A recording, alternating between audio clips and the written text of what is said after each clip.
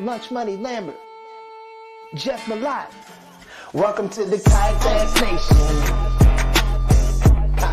Yeah. Welcome to the Kayak Bass Nation. Kayak Bass Nation. Hey.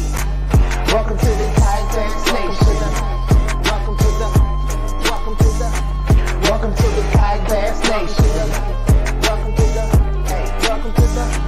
Welcome to the Kayak Bass Nation, where we talk about fishing and competition. It's your boy Ox Pimpin', aka Ox Fishing. Don't come over here tripping. Hey, hope you enjoy the show. Jeff Malott, Lunch Money Lambert, Lego. Hey, welcome to the Kayak Bass Nation. Kayak Bass Nation. Welcome to the Kayak Bass Nation. Kayak Bass Nation. Hey, welcome to the Kayak Bass Nation.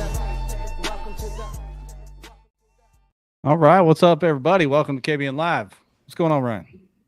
Oh, down here in Atlanta, trying to survive, my friend. Yeah, man. As people start sliding in here from Facebook and YouTube, help us out.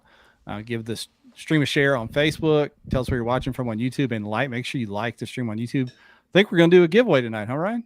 Let's do that. Let's do it. The first one. Yeah. The first one. The first Z-Man giveaway. Z-Man. Look at there. I got a Z-Man Come picture. on with it. Z-Man fishing giveaway. What are we giving away tonight? You'll get a bait package from Z-Man. Joey is going to put together a lovely packaged gift for you guys. So like and share, get that out there. And I'll send your info over to Joey, and he will have something sent to your home. There we go. Guaranteed to catch fish anywhere you go. Anywhere you go. So Z-Man giveaway tonight. I'll put some more details on the screen as we get going. But Ryan, it was good to see you this weekend, man. Fishing wasn't the best for me, for sure. I know you wanted to do better on your home pond. It wasn't for me either, to be honest. Oh, what a time. What a time to be alive, you know? Yeah. Tonight, our guest had a hell of a day. He's a relatively new kayak angler, but he is now a champion kayak angler.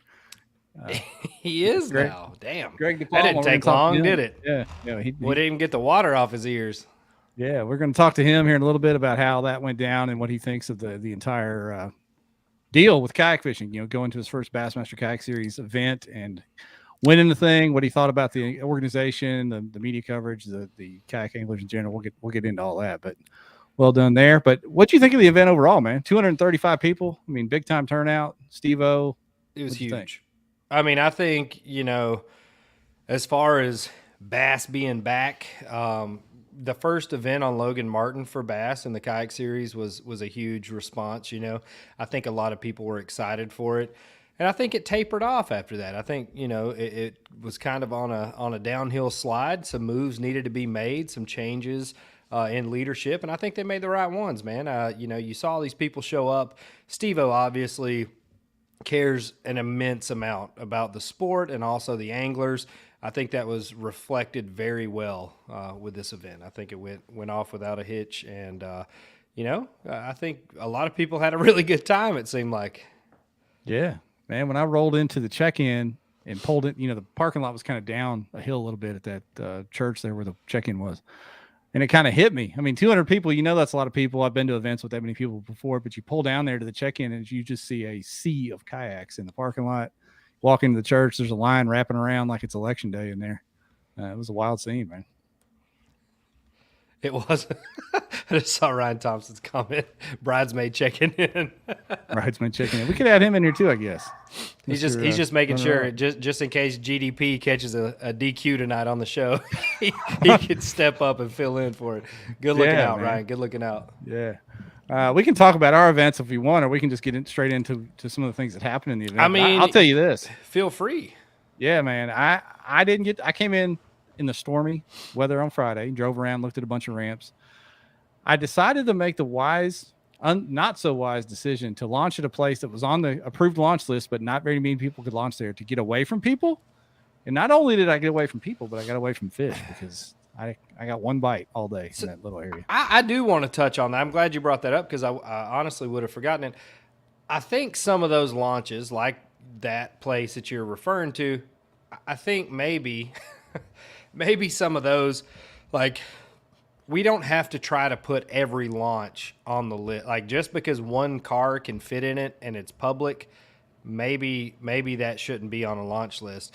And I know some of the Florida, you know, they have these private areas that are campgrounds and whatnot. Some of those kind of got overflowed with folks down at the Harris chain trying to launch there, and they actually backed out of being an approved launched on their own. So I think, you know, this is going to be obviously a growing process, as it's not been a part of kayak fishing up until now. So I think, you know, I think that may be something to take into consideration, the amount of people that a certain launch can hold. We don't have to put every little backwoods launch on there.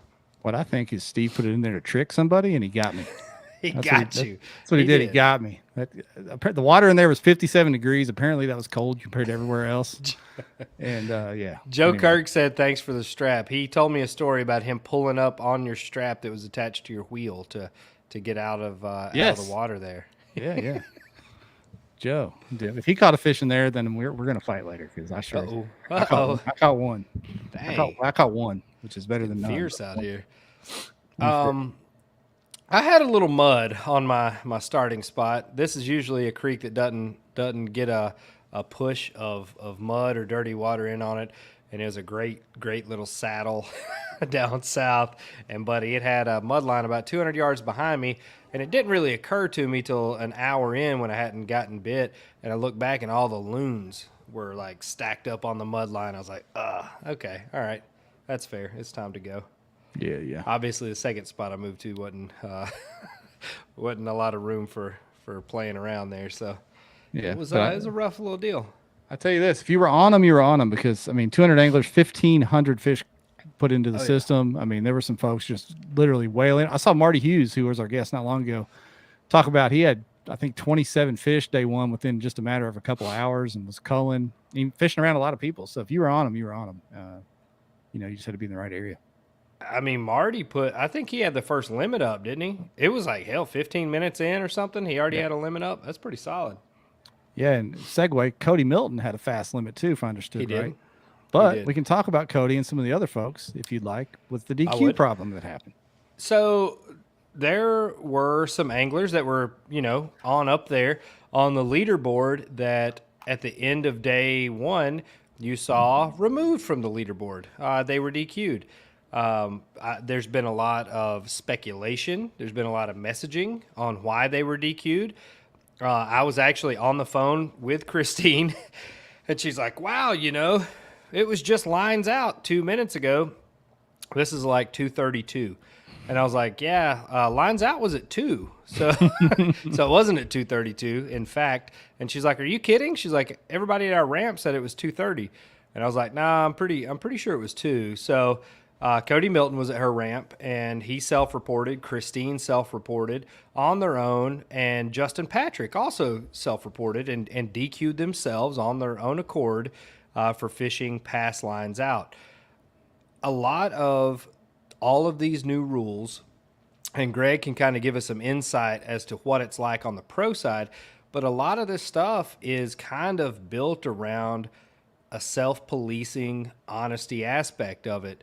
You know, I mean, if you do something wrong, it's kind of encouraged on your end to just step up and be like, hey, you know, I broke a rule. Always reach out to the TD. If there's ever a question, always reach out to the TD. But like in the pros, I know MLF, like if they hear if somebody comes up in a tackle shop and says, hey, the fish are biting on this down here, it's up to them to call the TD and tell them what information was heard, and then the TD makes the determination on, you know, kind of what the punishment or what the following actions are. And I think that's something we're going to have to learn that we haven't been used to on the kayak side moving forward. Yeah, for sure. Hated to see that, because I know Christine was on a little something. She had a solid day one and was looking forward to day two. Cody was way up there. Yeah. I'm not sure about Justin Patrick, but hate to see it, but it'll be a lesson for everybody to. Hey, and I mean, good on them for stepping up and, you know, taking it on the chin. That's what happens. You know, you mess up, you got to own your mistakes. That's it. That's how it should be. Yeah. Do we know if anyone fell victim to the no AOY points for check-in, check-out? I don't know. Yeah. I wonder if anybody did. Well, I know I got the message late late Sunday to make sure and check out. Yeah. Which didn't affect AOI at all, I'm pretty sure. Yeah, yeah. But good stuff there. And I think there's another maybe DQ pending or something's getting investigated over there. I don't know if you want to comment on that or not. I don't know. I don't know what else is in store. So we'll see. We'll see what comes from Bass if there's anything else that's in the primer there. Yeah. Anyway, good stuff over there. I think it's good that some of these issues came to the forefront at the first event, so they can kind of put those in the ledger, and we know what to educate people on and know what to look for as the rest of the events come on. What do you think with attendance for them? You think they're going to be able to maintain that high level? You think we'll see the same time? I think 235 is pretty big. I hope there's not 235 at every event. I think around 175 to 200 would be solid and great. You get into overcrowding issues, parking issues, like the higher the numbers go. I want to see a good, sustainable number that's good for the anglers and good for the organization. Yeah. Well, I'll tell you what. Let's talk about the event with the champ, Greg. We'll get him in here in a second. But first, let's talk about our sponsors. Of course, the whole show is presented by Dugout Bait and Tackle. I know a lot of people are sharing pics from Dugout, different rigging pics, and picking up gear from there. So you can go to Dugout if you live in Southeast or close by, or just dugoutfishing.com. Get on there and load up. Get yourself hooked up. Pro Guide Lithium. If Bass was a motor event, I know Greg was running batteries to run that autopilot, that Old Town autopilot. We'll talk about that in just a minute. But get you some Pro Guide. KBN is the code to save 10% over there. We already talked about the Z-Man giveaway. Ryan mentioned them last show, coming on as a partner with the show. And then we also do Revo giveaways all the time. So Revo, we appreciate them as well. So there we go. With that said, let's get the big winner in here, Ryan. Let's do it. Let's hear from him again. I feel like it was like 3 weeks ago, and he's like, "Yeah, I'm gonna win this," and then he did. So that was awesome. welcome back to the show, Greg. Champ, how you doing, sir? Thanks for having me. You guys have one of the most catchy intros of all the podcasts. Really? Oh yeah. You can thank DJ. You can thank DJ for that. That's our boy out of St. Louis. He is a kayak angler and also a local St. Louis rapper. He made that for us just as a gift, and we can't thank him enough for it. Yeah, it's good. Somehow Facebook keeps flagging me for using copyrighted content, even though that's our own original song. I don't understand. It's amazing. Yeah. It's our own original song. You kind of let us know that you were comfortable on Guntersville when we had you on talking about how a pro was going to do in kayak fishing. Clearly, you were pretty accurate with your assumption that you were going to have a good time at Guntersville. Let's get down to it. I mean, was there a lot of lake breakdown? I mean, as far as map study and things that went into it, or were you pretty much like, I know this time of year, I know what I'm looking for, and this is where I'm going to go? There wasn't much map study, no, because like you said, I've been there before. This time of year, I feel like, most of us know the general. Well, the good thing about Guntersville, I really think you can win anywhere on Guntersville. The population of fish in that place is really, really good, really big, in my opinion. I don't know if you guys know. Jeff and I can argue with that right now. Can't win it in Mill Creek. All right, let me rephrase what I said. There's a giant population that lives in that lake in a lot of different areas that you can win on. For sure. I mean, it's a very healthy fish population. Agreed. It really is. I really thought going into it. I spent one full day in the Goose Pond area. It's just a real popular area. It's a really good pre-spawn spawning area. There was 3 big tournaments prior to our event, and that was one of the main reasons why I wanted to go in there. Release fish is a big deal a lot of times in tournaments. But when I went in Goose Pond, now granted I'm in a kayak, I can't cover as much water, but I noticed the grass. I know the pad stems play a lot in there, but I didn't really find the grass where I normally find it at. I didn't find a lot of the cover that's normally there, so it kind of like deterred me from really just keep on going the rest of the day in there, honestly. I do have experience in Browns Creek. That's where I spent the tournament at. I know it's a great spawning area. One reason I hate Browns Creek is because it always turns brown every time it rains. It's got me in the past. In the Bassmasters Classic in 2020, I was on the fish to win that tournament more than any tournament practice of my entire career. Our day off, it blew out of the east like 30 mile an hour and completely crushed Browns Creek. Obviously that was a worry after having the big storm come through on, what was that, Friday night we had? Friday, yeah. Friday all day was tornadoes and 60-mile-an-hour winds. It was insane out there. Yeah, when I drove into town, the first ramp I stopped at was in Browns Creek to just look around. Yep. And the water was spraying over the bridge. It was slamming in there so hard. I said, "Yeah, I'm not coming here." So apparently that was a stupid idea. But you weren't targeting like the riprap or the bridge, you know, the big causeway. That wasn't your approach in Browns Creek. You were kind of targeting more of the highway areas, if I'm correct.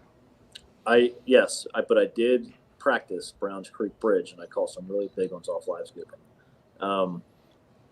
But I opted not to do that because I felt like the reason why I caught most of them fish easily on the bridge area is because the wind was blowing pretty good in practice, even days prior to that storm. Mm-hmm. And typically for me, when I catch fish that are on a jerk bait or an A rig, it's when the wind's blowing, it's that much easier. It just gets the bait started up, gets the fish fired up. I knew going into the tournament, for the most part, we did not have a lot of wind. You can always catch them good in the morning, no matter what I feel like you're doing. But I feel like once you get past that 10 o'clock hour with less wind, it's a lot harder to catch some kind of fish. A big player for me, obviously, was the full moon on the 7th. I just knew that there was another wave coming up. That's mainly what made me focus so much on where I focused at. Now, one thing I'm proud of myself that I did do, I have this passion for catching fish off of beds. And I forced myself to stay off the bank in this tournament because I feel like the most easy way to get burned in a tournament is by bed fishing because of Mother Nature, maybe a cold front might push them back, the big winds, the big storms, muddy water. I just kept myself from not doing it, and I'm so glad I did. Do you think being in the kayak helped you lock into what you wanted to do because you knew you couldn't make big drives? I saw that in an article on Bass that you knew you couldn't make big moves. So did that help you lock into what you were doing and be a little more patient? 100%. It just, day one, I caught probably 10 keepers, but it was not easy. So I did have another area on the main river where I had some really good bites. And don't think it didn't go through my head to leave, but I just kept sticking it out, and I would get like another good bite an hour later. And I just said to myself, man, if they're coming, they have to be coming. So I just stuck it out. I'm glad I did. So what I was doing, here's the deal. This is what I was doing in the tournament. So there was 4 little ditch ends basically that would run into a spawning pocket. They're all relatively close together. I'm only talking like, they're maybe, I don't know, 50, 60 feet wide until they neck down to the very back, which goes into 0 to 5 feet on the outside where it tapers out. The first day of the tournament, there was this one patch of grass on this one little contour turn going into there that the majority of my fish came out of. But later in the day, when I made the round to come back to it, I threw up in there, I turned the handle, and I caught like a 6.5. And then I literally got that fish, put it on the board, waited. I stood back up. I threw right back at the same exact patch. I turned the handle, and it was stuck. And I was sitting there, and I was like, then I felt old, like it just pulled, and I was like, that's a fish. I just kept reeling. I pulled into it, got it in the boat. It was like a 5.5. Got that fish, weighted up, stood back up again. Just like 15 minutes after, because I don't know how to put these fish on the board. It's so new to me. It's just hard. So I stand back up. I throw it the exact same patch again. Dude, I turn the handle, and it stopped again. I'm like, no freaking way. And I'm talking like, it's not like a normal stop. It's just like I throw it, hits the water, and it's over. I turn the handle, I pull into it, and the rod just double bows over, and I'm like, oh my God. It goes and just comes off. I was like, you gotta be kidding me. Then it was over. But they were the 2 fish that anchored my day one bag that more or less gave me the confidence to say, hey man, they are definitely coming. There were some big fat females that weren't here in practice, because in practice I fished it hard, and I really wanted to see what was there. And I really pushed on it hard. Like I pushed it harder than I normally would, but I know I needed an area because I can't move around a lot. So that was the main reason why. Ryan, you hear him say, weight them up? That was my next question, is how weird was it measuring them instead of weighing them? I'm not good at putting them on the board, so I just kept them in my kayak till I got back to the ramp and measured them after they stopped flopping. Did you practice that before the tournament, or did you just kind of learn on the fly there? 0 practice. Everything about this whole entire tournament was literally, dude, I didn't even know how to use the app properly, but thank God it's dummy proof that I figured it out when I was out there. You would Well, think. don't say that now. You're going to offend about 90% of the population listening to this podcast right I now. took a picture, I submitted it, and I was done. That's all I can do. So if you even ask me right now how many inches I had, I have no idea. I just know that I had like 21 pounds day one and then 23 or 20 whatever day two. That's all I know. I don't know anything about anything else. Did you lose any fish off the board? I had a discrepancy with one where my photo, I guess your photo has to show the board going past. So it was a 20 and a half or 21 and a half inch fish. And my picture stopped at 22. And then I got the notification said your photo was declined or whatever. So I resubmitted another one that showed more of the measuring board, but the mouth was open to hair and I lost like a quarter or half inch, whatever I lost. Okay. I guess so. You think there wasn't enough on the back end? I've heard of them not accepting photos because the entire fence, like where the fish's mouth presses up against. I've heard of photos not getting accepted for that, but I was confused. Wait, we got it. We got TD in here. Tail and ID covered the numbers. Help me, help me, because I have no idea. So there you go. Now, there you go. Thanks, Steve. Always on time. Thank you, Steve. Appreciate that one. He's like a Timex, man. You can't break him. No doubt. But yeah, it was a heck of a learning experience as far as all that goes. Because, dude, I literally took that's funny. That was the only fish I took 2 photos of. But every other one took like 20 photos because I had no idea. I'm like, is the mouth closed and pushed against it? That's why it took me like 10 minutes per fish to do this, because I just never done it before. But that's a good habit to get into, though, is taking multiple photos of every fish, because you never know what you'll overlook. Your arm may be covering part of the ID or whatever. I mean, you have to get a couple good ones. So at least you've fallen into that habit early on in your kayak fishing dominance. Yeah, whatever. Hey, are you going to quit bass boat fishing and just go pro kayak, do you think? Or I can't. I can't. My house costs more than $30,000, so I can't. Yeah, right. No, it's you said weight. You said you had 21 pounds. Did you weigh them too, or did you just going off what Attorney X said? I'm eyeballing eyeballing. I mean, so day 2, I think I had 4 or 5, maybe 17 or 18 inch fish in there. It's still a pretty good bag. And so day 2 changed a lot. So let me back up. So day 1, so in practice, I caught all my fish off a swim jig. That's how I caught them all in practice. And I could not get bit on a chatterbait, which I tried to force it. I could not get bit on a trap. It was so weird. And then the day 1 of the tournament, I did catch one right away on a swim jig. And then I could not get bit in the swim jig at all. So then I rotated back to the chatterbait, nothing. Then I went to the rattle trap. But here's the deal. The fish on day 1, there's certain places that I've been around the country that I feel like, and maybe Guntersville, obviously Guntersville was one of these, but where I live, a lot of times when we get a kind of a cold trend coming in, which we had on the weekend, it was cold at night down to 37. A lot of times the fish seem to go shallower, it seems like. So day 1 of this tournament, in practice, I was catching the fish kind of on the secondary outsides, but day 1, these fish went extremely shallow. And I would throw the trap up there. I would either get snagged and stuck in the grass, or I'd catch a bass. That's pretty much how it was. And then day 2, it was total opposite. Them fish weren't up there shallow. They were on the very bottom end of them ditches where it made the turn at. So, so day 1 and 2, pretty much every fish that I weighed for them, every fish that I checked in that counted came on a rattle trap, came on an actual new bait that I actually helped design about 2 years into making. We took a lipless bait and we actually redesigned it. When you turn this bait in your hand, it's like you're throwing a big bladed chatterbait. That's how hard it thumps. What kind of bait is this? Can you fill us in on this magic? Yeah, it actually just dropped maybe a few weeks ago. It's called a Nomad design, or Nomad freshwater. It's called the Swimtrex Max. So everybody run out and buy those, apparently, because clearly they catch fish. Yeah, that's nuts, man. I've been using it now for quite a while, because we play with the weights a lot. You'll see the body shape is really slender, but we took the line time, we backed it up on the bait, which allowed the bait to actually turn this way a lot more, which gives it way more vibration, keeps it up higher in the water column. Nice, I like it. I like the sound. How does it compare bite wise? Like, what if you had to pick your second favorite rattle trap? one knocker, Yozuri? Like what would you?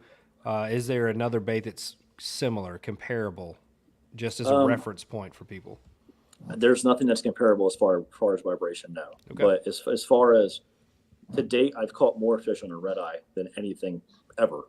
Where I live, red eye runs the game. So it's like where you come from. That's pretty much, I think, what you kind of use for a staple. Okay, I see you. Is that her right there, Greg? So that's just the regular swim tracks. So the max, which side are you on? Something else? I don't know. Nomad Design. It should be. So you're going to see this. So Max. we just came out with a whole line. So there's three. Actually, there we go. There's three different baits. There. Yep. There she is. Yep. That's actually the same one I was throwing the red crawl. All right. I got you. Yep. I dig it.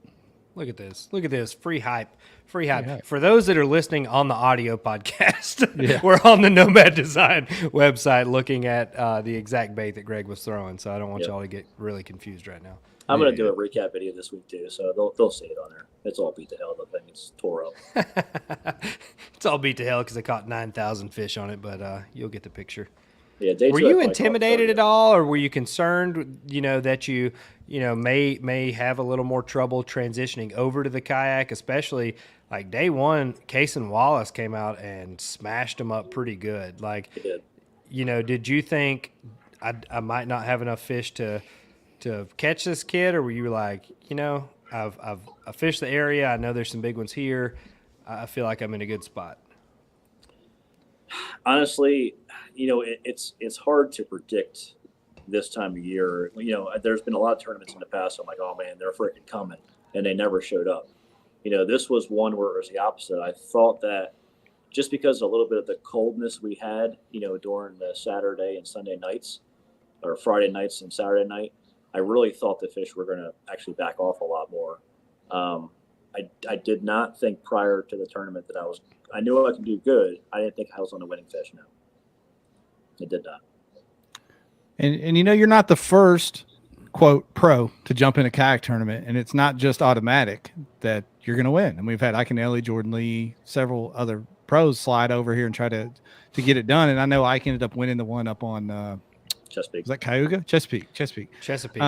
But he took a bunch of swings before that, trying to get one. So what'd you think of the field and the talent out there with the kayak anglers that you had to go up against? I mean, I've been doing this long enough. I don't care if you're fishing an Alabama bass trail, if you're fishing a Midwest circuit, there's hammers all the way across the board at every trail across the country. It doesn't matter if it's a John Doe trail back where I live, and there's 30 guys that are fishing, and 15 of them are going to catch them every time you show up. I mean, the weights were incredible, obviously. All the weights these guys are weighing in would be almost the same as what Elite Series, event would be in the top 20. It's not any different. You got 235 guys on a body of water, especially in a kayak that makes you really dial in your area. I think they're going to catch them really good regardless because of that reason. Yep. And your event that you won had 200 more anglers than the event Ike won. So that's something to hang your hat on. Yeah, I wanted to pull up. I don't know if you know this about the app, Greg, but I heard you guess. He doesn't. I'll go ahead and answer that one. He definitely doesn't. I heard you guestimate your weight, but there's actually a weight estimator on the app. Well, let's see it. Let's see what I got. And then you said, I think 20 pounds day one, and it says 19.68. Okay. So close enough. Fairly accurate guess. What'd you think you had on day two? I would say easily 22, easily. It says 20.58. So that's just guessing off of length, not girth. So with being pre-spawn, it was probably a little bit heavier. So. I was going to say, so the app, while it does factor in, relative length versus weight ratios, it doesn't take into account pre-spawn, post-spawn, that kind of thing. So that's where there's a lot of variability there. Yeah, it's like a golden rule. It just shows you the numbers. Yeah, exactly. There was a guy, he caught a 23-inch bass that was for sure a double digit. Daniel Lyons up on some of my favorite little pet fish. He caught a 20 and a quarter inch fish, and he texted me afterwards, and he's like, I think it was a 7-pounder, and it's a smallmouth. And I was like, ain't no damn way. Then he sent me the freaking picture of him holding it up, and I was like, well, shit, maybe it is a 7-pounder. She was extra thick. I mean, you never know what you're getting on the length measurement, so to speak. Yeah, I took a video of some of the fish that I caught, and this one is an absolute behemoth from day 2. I mean, it's a 7-pounder all day long. Yeah. Just Awesome. giant. I love Day one of the event, when I first got my limit in the morning, so this is where the kayak got me this week. So when I'm in a bass boat or even in my John boat back at home, even though the John boat's small, it still has a front deck. It still has a lot of length for me to swing my body and back up into the fish. So 3 times this week I had to kayak on constant, just with the heading button going on number 3, I had the button on. And just that little bit of speed took the ability for me to catch up to some of the fish that bit the trap. So one fish in particular, man, I threw it out there and it housed it, and it just came right at me. And I got an 8-2 or 8-1 to 1 reel, and I'm reeling as fast as I can. I finally catch up to it. It's right in front of the kayak. It's a kayak still going forward, and I literally pull up on the side, and I get the fish, and I pull it straight up. As all I see is his mouth come up and go. Is a 6.5 pounder, just spit my trap right out. And I was like, "You mother!" But that was one of the. I thought that was going to haunt me at the very end of this tournament, because that was day 2, and I needed that fish. I felt like. Ugh. Yeah. How does it feel when you set the hook and you're fighting these big fish? And I know yours you have a motor, you have the ability to spot lock or whatever, but these fish are pulling you to them. Like, instead of in a bass boat where you have that leverage point, you lose a lot of that in the kayak. Like, the fish, has the ability to turn your boat around, to drag you into obstacles. Like, it's a much different ball game. I mean, how did you adjust to that mentally? So the first day of practice, I dealt with this where the fish were pulling the kayak around. So this is what I did in the tournament, and this was just total, thinking out loud or doing whatever I did. I would pull up to the ditch, the beginning of the ditch. I'd put the power pole down into the mud, and then I would put my trolling motor on constant, very slow forward. They would literally lock me to make every single fan cast I could possibly make. So if they bit, it would pull the hair, but not really that hard. Look at you. So, smart. Little tip That's out smart. there, yeah. I know that. Well, I mean, that's what I was going to say. That's probably the first time we've ever heard that on this show, for sure. If not, Yeah. It worked anywhere really else. good. Yeah, we're going to get into your rig here in just a minute, but talk a little bit more about the tournament and the app itself. Did you leaderboard watch? Did you know you had the lead late on day 2, or were you just submitting and fishing and hoping for the best? Mostly submitting the fish, and then towards the end of the day, I did check it, and I think I was in 2nd or 3rd, and then I realized how many sandbaggers you guys have in this league. So, which isn't a problem. But more or less, dude, I feel like I spent way too much time doing the pitcher with CPR, whatever you guys call it, because I'm just so new to it. I need to get better at that. And one more thing that actually confused me, when your paper says lines out at 2:00, obviously that means lines out. But I took that as I need to be back at the ramp by 2:00 too. So every day I'd make that half-hour trek across the ramp to the ramp, and I'd lose a half hour every day because I didn't realize that I could be anywhere in the lake that I wanted to be. Hey, better safe than sorry, Greg. After what we saw. That's very true. I think that's one, and there was some, I feel like some changes on the cards from where they were printed to what it was written in as far as lines out. It's everybody's responsibility to either attend that captain's meeting or go back and watch it, on Facebook Live or whatever. That's where all of you, if there's any adjustments or changes for the weekend, that's where all that stuff's going to be found. From an organization standpoint, I think, just making sure everything is printed properly the first time, just to try to avoid some of that, confusion. I know Tourney X, I think, said like 6 to 4 on the times, but 4 obviously was not lines out, and some people read that and thought that was lines out. So I think, obviously there's room to improve on both sides, but I think once we get this thing whittled down here, it's going to make it a lot more clear for everybody involved. Yeah, one of the anglers, I can't remember his name. He was from Ohio. I talked to him when I was in the line and check in. Here I'm thinking that you can just use the app, and you can use the app to take the photos. But he goes, "Oh man, just use your cell phone. You can submit them, make sure your location's on." So thanks for showing me that. I mean, that actually helped me out a lot this week. I feel like, because I took multiple photos and I did that whole process, which seemed to help me a lot better. So thanks if you're watching this. There you go. That was going to be one of my questions: is what did you think of the quote kayak angler community? Meeting them at the check-in, meeting guys after the fact. you feel welcome? Here's the deal. You're part of us now. Here's the deal.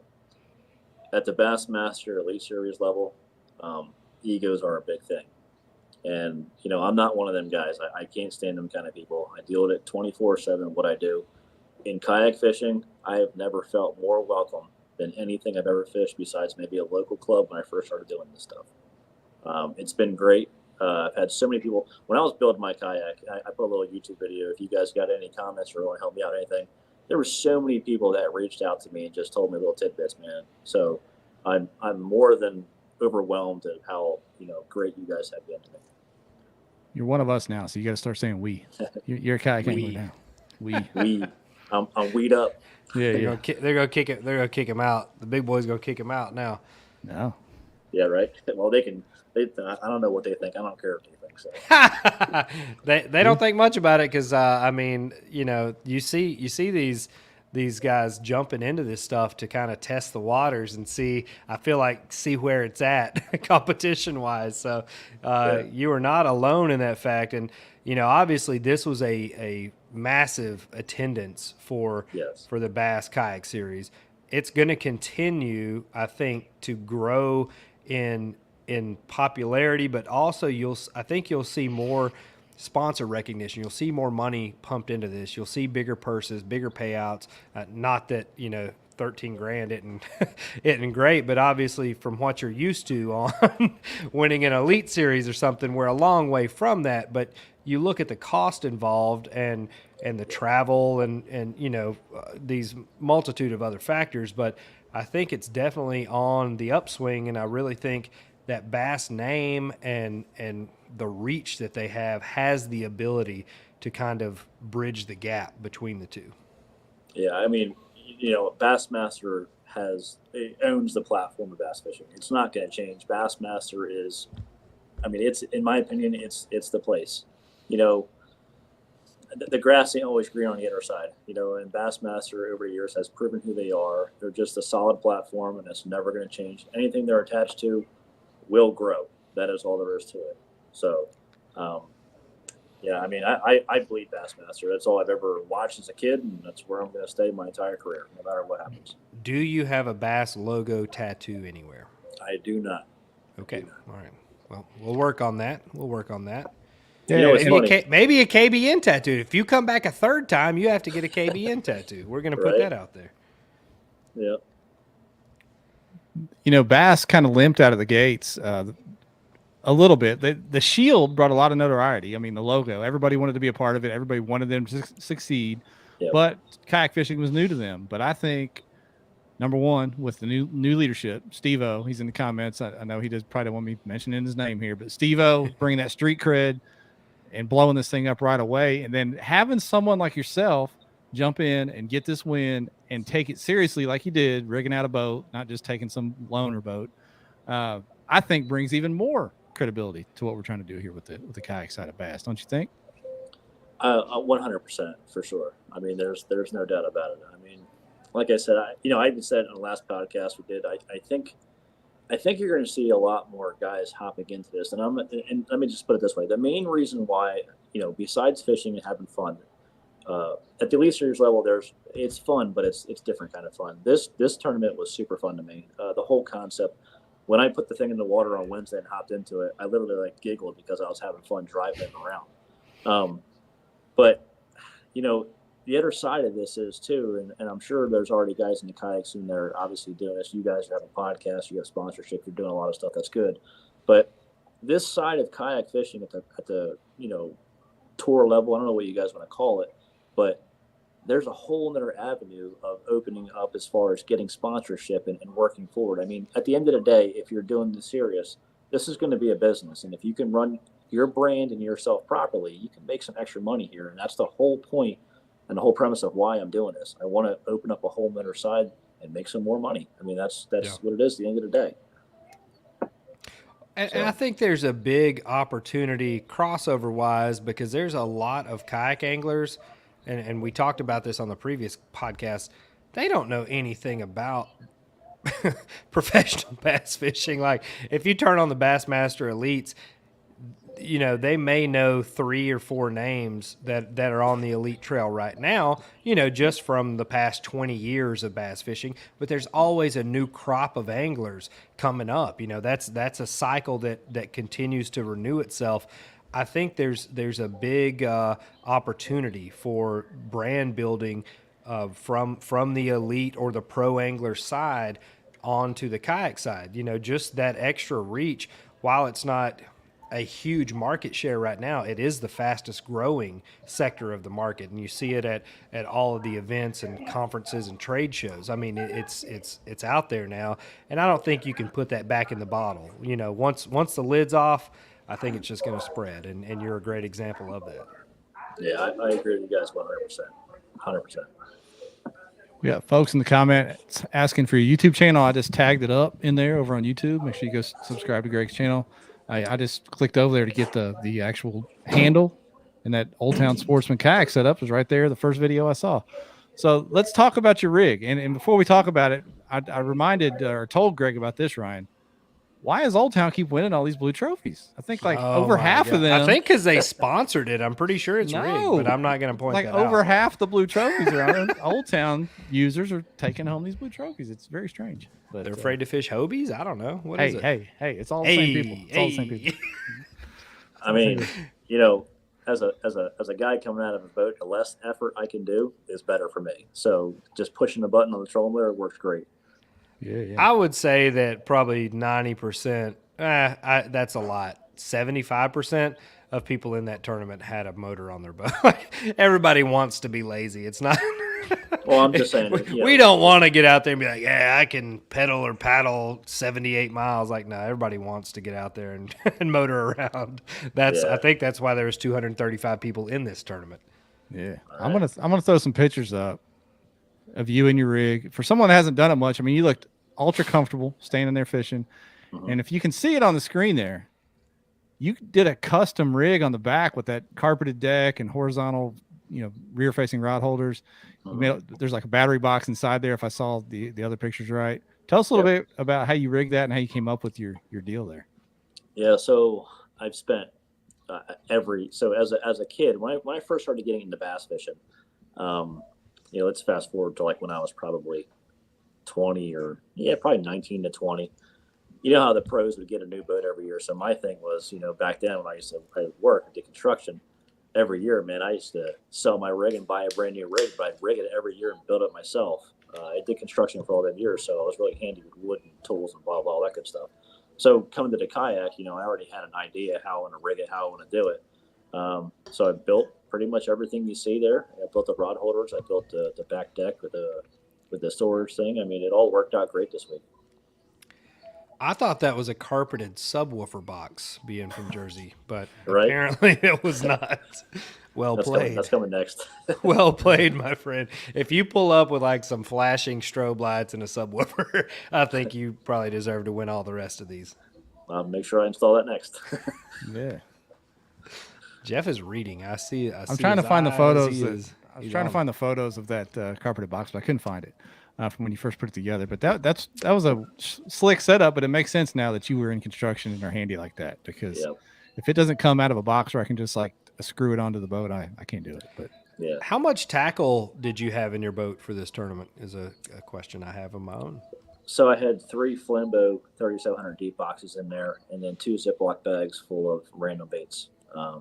More than enough tackle. That's the thing, you know, like at this time of year, same deal. You know, there's only a handful of the stuff that you're going to typically win on. You know what I'm saying? As far as like, you know what chatterbait's going to play, you know what trap's going to play. So selecting the hard baits was simple. And I just threw random plastics in there, and obviously Zakos for the chatterbait. Who doesn't carry Senkos? I mean, you know, I tried to force that bite too. It just never happened. So minimal tackle. The only thing I added every day was 1 extra rod. That was it. Gotcha. How many rods did you carry? I saw you had what kind of rod holder setup was that you had there? It's one I made myself. That's what I thought. I was like, I don't think I've seen that before. Okay. Yep. All right. Wow. Yep. And how many rods did you have on that setup? First day I brought 5. Second day I had 7. and I only used one the entire tournament. So heck yeah, that's how that goes. one that worked. You know how it is. How did you bring 16? Brought one. Yeah, that was it. Did you lose anything? Because that's kind of the thing to become a real kayak angler is you lose something valuable. Not yet, All right. but I know it's coming. Yeah. Did you see the video of? We tried to get Joe McElroy on here tonight, but he is not feeling well after his adventure on Guntersville. Did you see the video of Joe McElroy, the angler that I guess when the storms blew in, like the tornadoes came through Friday, he was fishing near a culvert and got blown back into the culvert over the concrete wall and was trapped underneath the culvert for like 45 minutes with his kayak just beating the shit out of him, waiting on swiftwater rescue. Holy crap. No, I didn't see that. So you have to lose expensive things to kayak fishers. Yeah, I've got that queued up for when Joe comes on here after he gets over his GRD. Yeah, we're definitely going to bring him on. We are glad Joe is still here with us. Like, I mean, honestly, that is the water was cool. It was very windy. That's a long time to be in, 55-degree water. So, be careful out there. Keep an eye on the weather. Keep an eye on the conditions for sure. Joe's one of the best dudes out there on our trail. But I swear he always finds himself into something.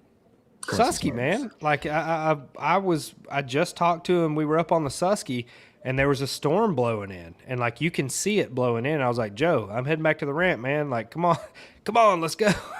I get back to the ramp. His wife is waiting there at the ramp, and she's like, "Where's Joe?" And I was like, "He said he was coming." Joe flips and loses like 7 Shimano combos at the bottom of the river. He sends me a picture.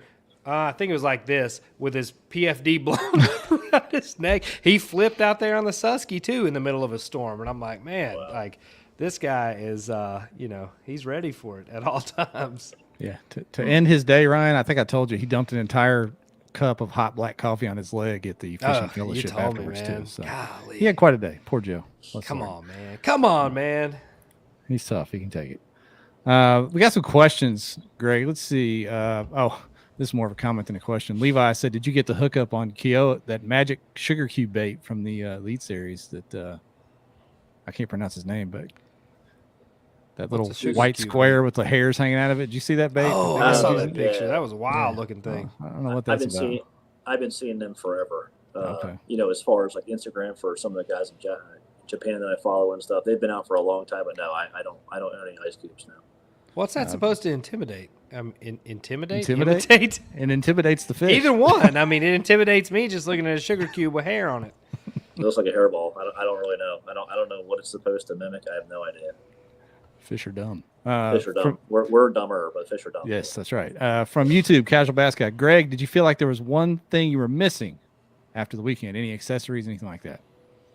Well, I will tell you this. The first day of practice, I wore a traditional PFD, a kayak style PFD, and it wasn't happening. And the reason why is because when I would reel, the butt of the rod was, way out to the side of the PFD, and I have to feel my bait when I'm reeling it. It has to be against my body. I've got to be in full contact, and that just wasn't happening for me. Don't buy in too much of that traditional kayak. Most everybody wears inflatables. Ain't nobody trying to run around out there in that big old jacket on. Yeah, dude, I literally am as green as you can possibly be with this stuff. So I don't think I was missing anything. I think I might have to maybe do a couple little adjustments on the kayak with some of the setup. With my graph setup, I do have them on the, I guess you guys call it an H-rail, is that what that's called, or a rail system where you tie it down. Jeff, tell him what Old Town calls them. Slide tracks. You can put some different accessories and rails in there. Yeah, okay, so they're slide tracks. So either I got to back the side tracks up more towards me, or re-drill my bracket that I made and get it more towards me so the graphs are a hair closer. The cockpit in that 136 is huge. Yeah. And I got my graphs pretty far forward. Standing up, they're not too bad, but they can still slide back to me a hair. I do think I need to add some maybe additional. So on my little rod setup that I have straps in the very beginning where I turn around and grab the rods. I think I need to make the little U shapes on the back a little bit deeper so the rods. When I pulled out the very first day, I hit a bump and the rods went kind of off to the side of the kayak. The biggest learning curve I had this week, honestly, was putting the kayak back on the trailer. That was the hardest part for me. I didn't realize that. Yeah, because I always feel like with a bass boat, you just back it all the way in, it comes off. With a kayak, it's totally different. I feel like you got to only put it in so far, then kind of pull it up the rails, then lock it in. That's you know what I'm saying.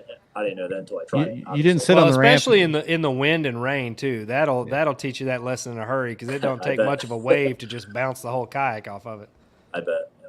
You didn't sit on the ramp and like put your whole kayak together, did you? Like some of these folks did. You already knew better than that. After day one, when I hit that bump back in and my rods fell off, the only thing I did different was carry the rods from my truck to the kayak and put them in there. That's the only thing I did different. Yeah, awesome. Smart. I feel like you are way ahead of the curve on this one. This is not as funny as I thought it was going to be. It was a natural fit. I think Greg's one of us. I think the John boat there'd thing. be a lot more mistakes involved with this, first kayak tournament. I'm a full-out John boat junkie, man, so it's not too far off. Yeah, especially nowadays with the changes in our kayaks. Well, not so much kayaks; are almost plastic John boats. But what's your electronic setup? There's a lot of controversy around that. There's a lot of talk and and hate on. Do you have two 12-inch screens on that thing?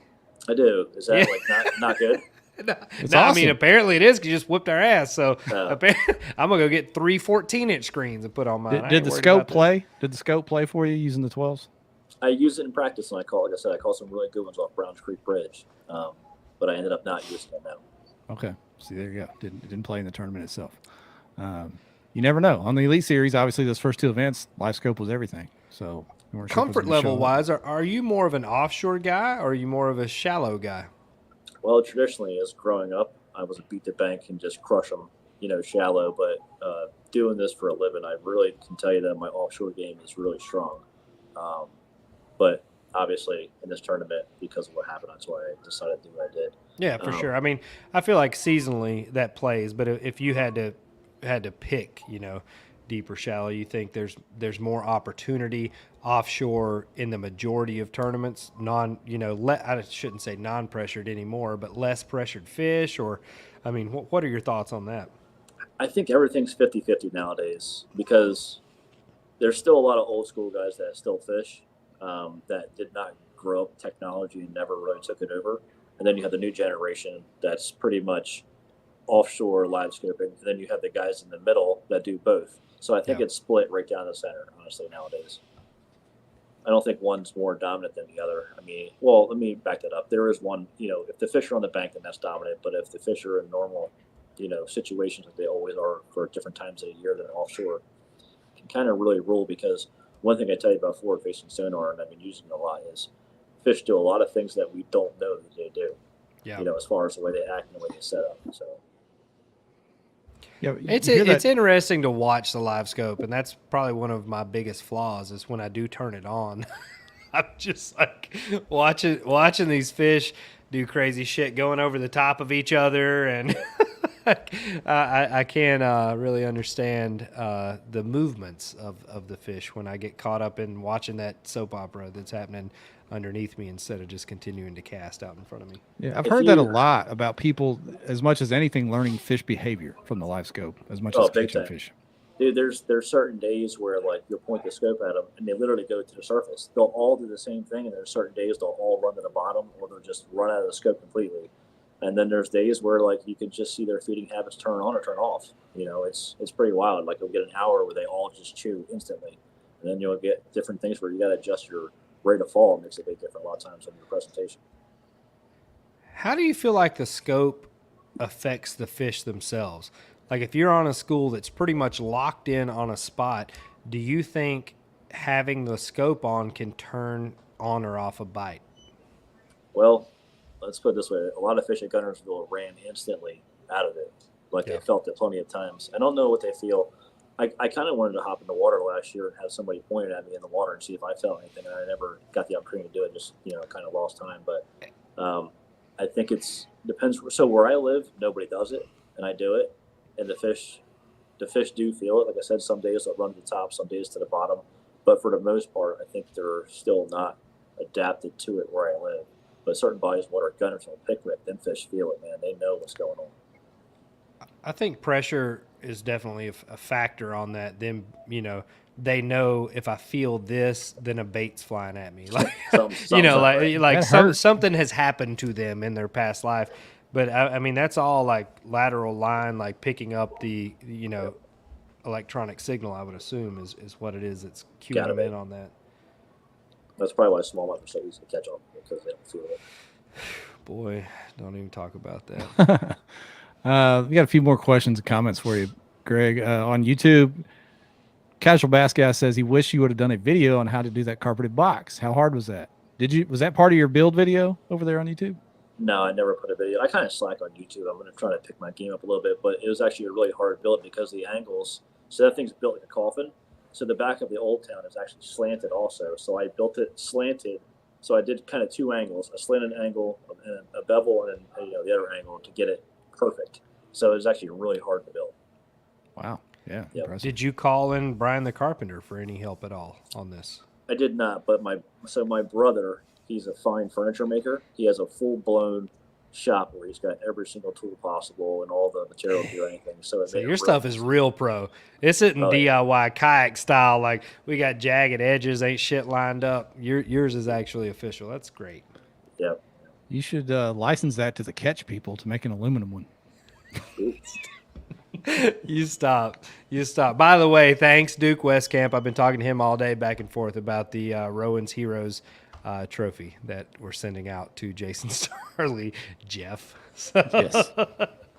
So continue on with the aluminum box jokes. No. I love what those guys are doing. I think that obviously the catch board changed the game, but I think the trophies and all the other stuff they're making is unbelievable. I mean, What'd you think about your trophy, Greg, since you got the biggest and baddest one out of that whole bunch? I think it's super duper nice. It's really cool. It's sexy. I haven't looked at it I haven't looked at it that much because I literally got back yesterday when my wife and kid are there. We hung out, went to dinner, did whatever. Got up this morning and I packed everything up. So I really haven't had time to really look at it hardcore, I guess you would say. But it's sitting outside in the truck right now. Are you going to put it in your trophy case or like in the closet? Like, where does it rank? In the basement. No, I'm just kidding. In the basement. Yes.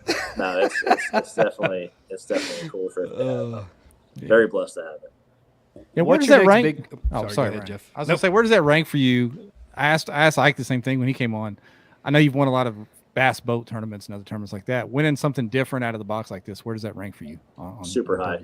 That's the first blue trophy I've ever won, so that's pretty good for me. I like it. Awesome. What's your next bass boat event? We have it's either Santee or Murray. I can't even remember. I think it's Murray's next. That's it.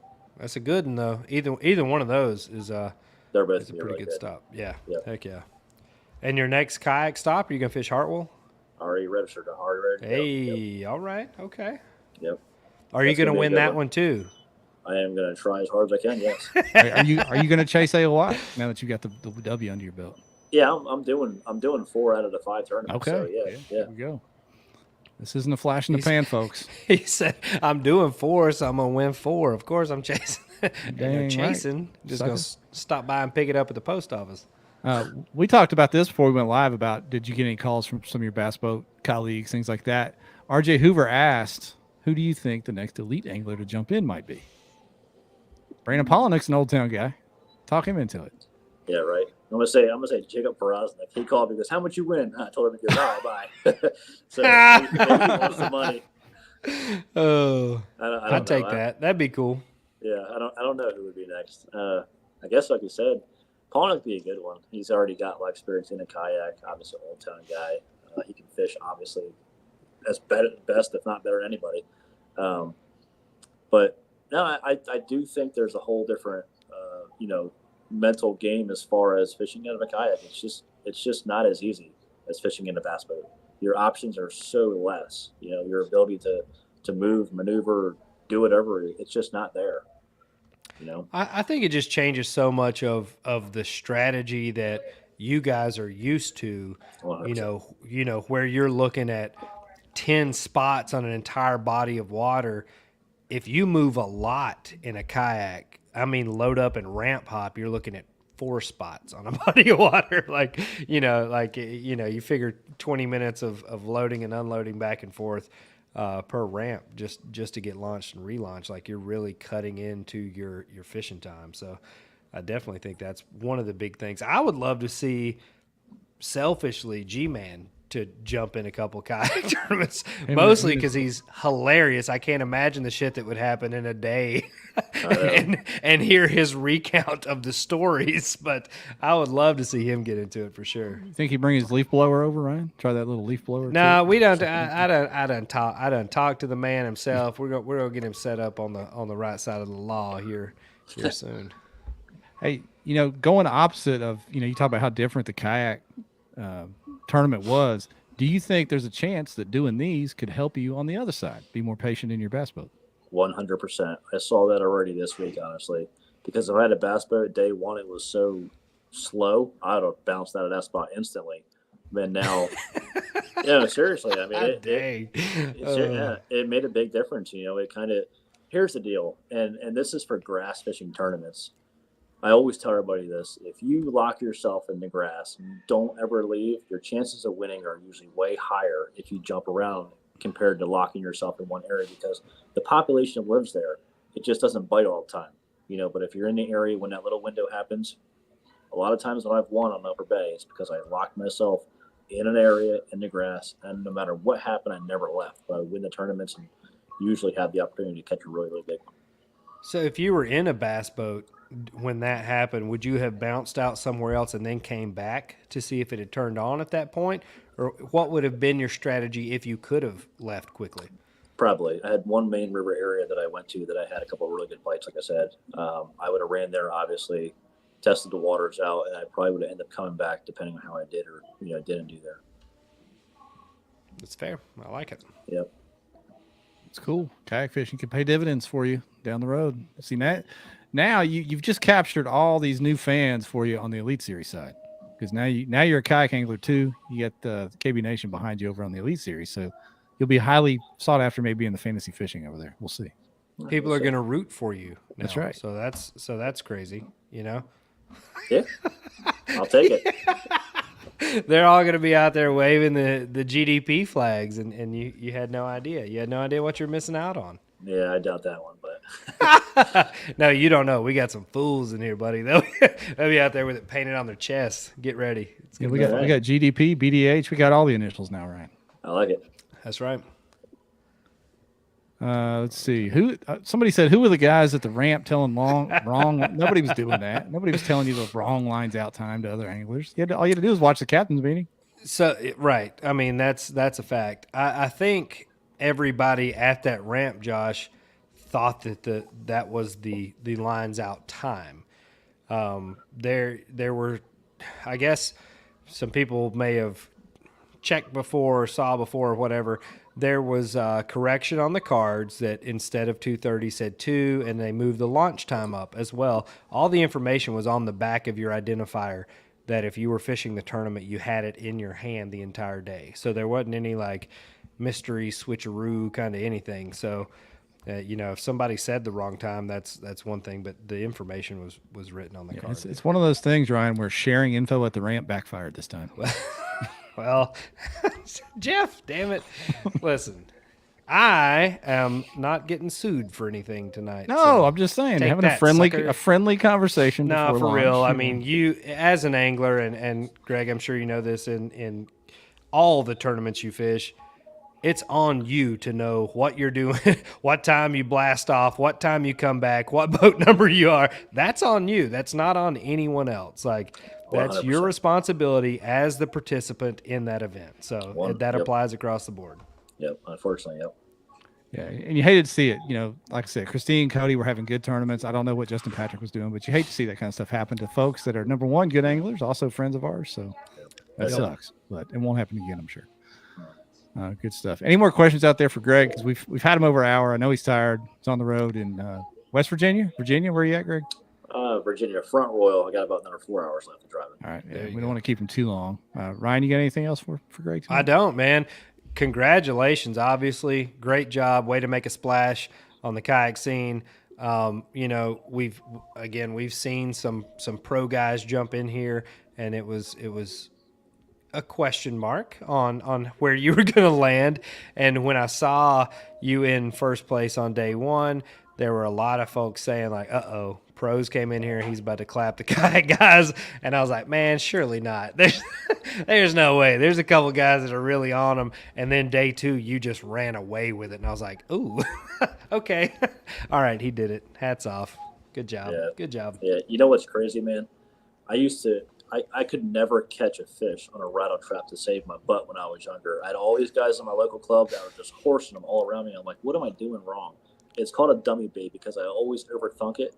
But now, I have a place at home called Davis Mill. It's probably one of the best fisheries in South Jersey, and it is a rattle trap mecca. And I literally would spend every day for a month there in the fall for the last 10 years. And I probably caught every fish in that place 10 times. But it's where I pretty much dialed in a rattle trap. I do some things that are different.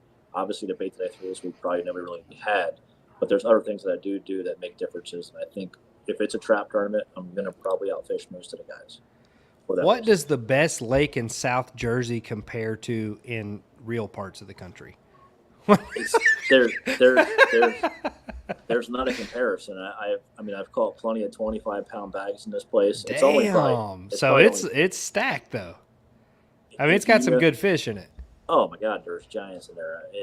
Okay. But like I said, I fished here. There's been multiple years where I fish for a whole month and I don't miss a day. So I'm there every day. If they bite, they don't bite. I get a lot of opportunities to catch the bigger fish because I pressure them so hard. You know what I'm saying? Yeah. But the place is only probably 50 acres. I mean, it's not big.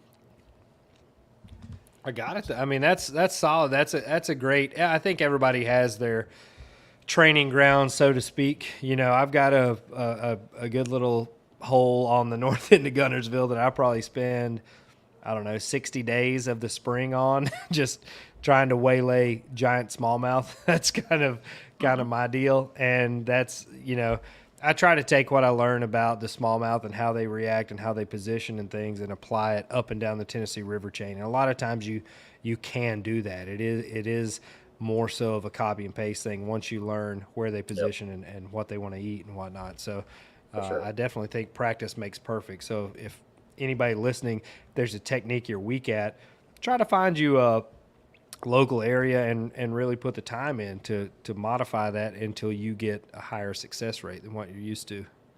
Yeah, I tell everybody that if you want to learn how a fish actually acts, obviously for a fishing sonar, but start fishing in the fall into the winter because you can see the movements a lot more at that time of the year because of the weather changes. I know where you guys live down south doesn't affect them as much. I feel like with too much of the movement, it does, but where I live, we have a lot of seasons. So I see a lot of the movement can follow the fish a lot. Awesome advice, man. Yep, for sure. Greg, well done, man. Congrats. Good luck on the rest of the year with the Elite Series and on the kayak trail, man. Like I said, you gained a bunch of new fans tonight. We're going to do a Z-Man giveaway here in a second. You're welcome to stick around for that, Greg, or you can slide on out of here if you want to get some. If you need any Z-Man stuff, go ahead and hashtag Z-Man Greg. We'll enter you. I appreciate that, guys. I got the wife and the baby sitting outside. All right, man. Take care, man. We appreciate it. Thank you. Thanks for having me, guys. I really appreciate it. There we go, guys. Stand-up guy. I like the guy. Dipalma. I liked his realness on our initial interview. I like him also still after he kicked the shit out of us on Guntersville. So thank you for that, Greg. There you go. What a great show that was, man. And I think, like I said, he's a real one. You can tell he loved the kayak fishing. He's taking it serious. So, dude, when Brian the Carpenter and Charles were hyping him up as a Jersey boy, I assumed he must be. You kind of get cut from the same cloth when you're in with that crew. So I assumed he was going to be solid and entertaining. Yeah. All right. So we got the Z-Man giveaway. First night of doing that. If you guys saw, hashtag Z-Man in the comments for a chance to win. Let's hope I'm telling the truth. Yeah. Let's see if we really have a Z-Man prize pack, or if I just made all this up. Ryan will send you the flag he uses on the back of his kayak, the half pack of Sinkos. No, it's not. There's 3 big TRDs left in that. You can have them. Game worn. That's right. They're June bug because I don't throw them. So we've got nearly 150 people watching live tonight. There's only 63 entries, so we're gonna give you a few more seconds here to put hashtag Z-Man in the comments to get your chance to win. Johnny Maddox, you have a chance. You can get the Z-Man, even though you've won enough sunglasses to feed your family. Can we just take Johnny out of any of the contests? I think he's hacked the algorithm. That's what I think's happened with Johnny. I feel like he's paying you because I know it ain't me. I don't know. Take a second to just say thanks to the audio listeners once again. I tried to do that last time as well. If you guys are catching this on the audio podcast later, appreciate you guys over there. I wish you could be part of the live giveaway, but leave us a review over on Apple Podcasts. Maybe we can figure out something to get you some stickers. We try to keep y'all filled in too on the dead time when we're like looking at stuff on the internet and whatnot too. So we're showing pictures and whatnot. Did you see the comment earlier from Josh Hawks about the Revos? Said he got his Revos. I'm more than impressed. Ah, see, we ain't lied to you yet. I mean, we have, but not about sponsor products. That's right.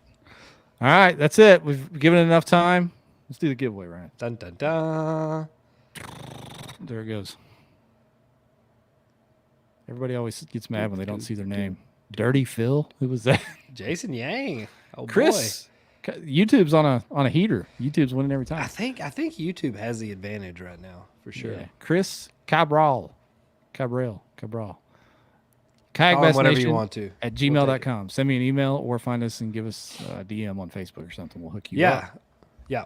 Or you can DM me, and I'll send you straight through to Joey.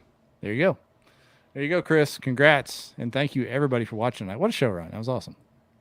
It was good. I think, I hate to say this, I think we'll probably see GDP back on here a couple more times in the next year or so. He seems to, obviously, experience plays a huge role in fishing tournaments around the country. But I think when you have made a career out of traveling around and seeing these different lakes at different times of the year, that's a massive advantage. And we see it on our side too with kayak anglers that travel all over. You know, they have experience and knowledge going into these things. And I think he definitely showed us what that means in this event for sure. Yeah, he shared some of his knowledge with us. It just tells us how we need to step up our games if we're going to compete. And I mean, he was very specific on here I was, this is what I was doing. Like there weren't any punches really pulled on the report there either. So hats off for that. Yep. All right. I guess we'll see everybody at Caddo, huh, Ryan? Let's do it. Caddo, Lance McWhorter said there's a worthwhile after hours venue and uncertain. We will post that once we get down there. We'll probably try to do that either Thursday night or Friday night for a limited time. We don't want to hurt anyone's tournament performance, but can't wait to see y'all on the road. Here we go. All right, everybody, we gone.